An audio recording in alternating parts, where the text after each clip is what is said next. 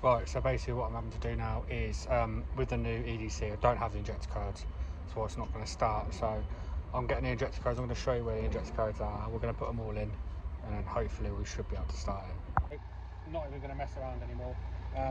You're probably all screaming, check the batteries, and you'd be right. So I've checked them. We had 28 volts before, and then we're cranking it and we're going down to 16, 17 volts, so that obviously isn't enough.